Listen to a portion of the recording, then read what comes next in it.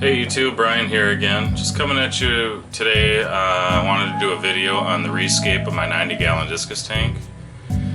I had recently picked up some of the dragon stone that ADU Aquascaping was selling, and finally got around to doing a re-scape. And yeah, so I just wanted to show you guys. I kept it fairly simple.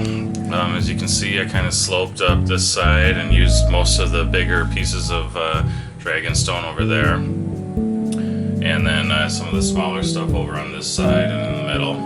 And then I'm going to close the shade here so this glare, sorry about that, glare goes away. Alright, that helps a little bit. So anyway, back to what I was saying. So yeah, as far as plants, I kept it real simple to start with. I may change things around or add, but to start with, I got about 80 stems of Stargin repens, as you can see, scattered throughout this area.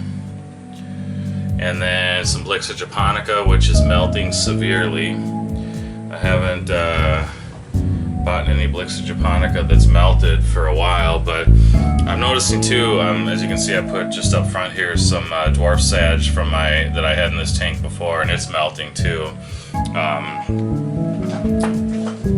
This time around, for whatever reason, the plants are melting in here. I don't know if I kind of got things off balance or what, but anyway, that's what you got to deal with sometimes, so that's what I'm dealing with. But everything seems to be doing decent. The discus were pretty stressed at first. They're getting better now. I did lose one. My small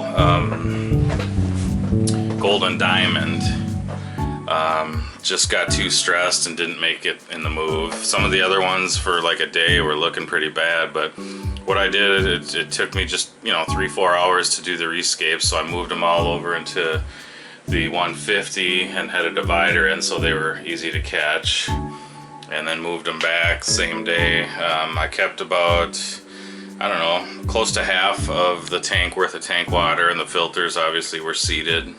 So, but yeah, this is what I came up with. I'm going to add some more cardinal tetras now that the space is open more. I think a big school would look just really cool. Not going to add any more discus at this point. As some of these grow, they may go over to the 150. I'm not sure.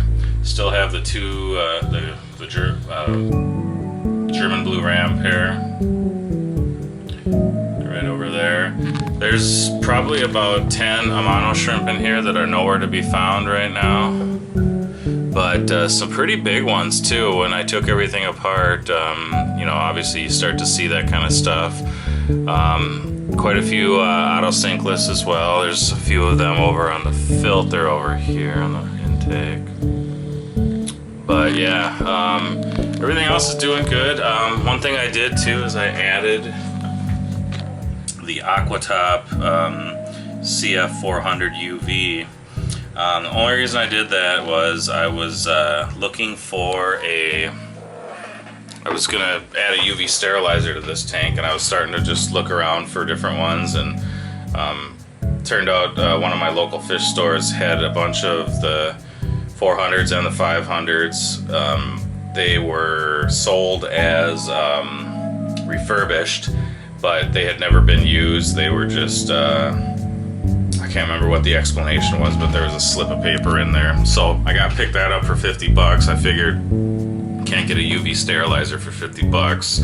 Plus it added some filtration, because before I had, in addition to the Marineland C360, I had a small Marineland C120. So this is pretty much doubling the filtration of the secondary filter. So happy with that. First time I've ever had a spray bar, so that's something a little bit different, but it was working out good. I'm gonna try to get it a little more up and hidden out of view if I can. But as you can see, all the equipment I tried to put over to each of the two sides, so I don't have anything sticking down in the middle for this time.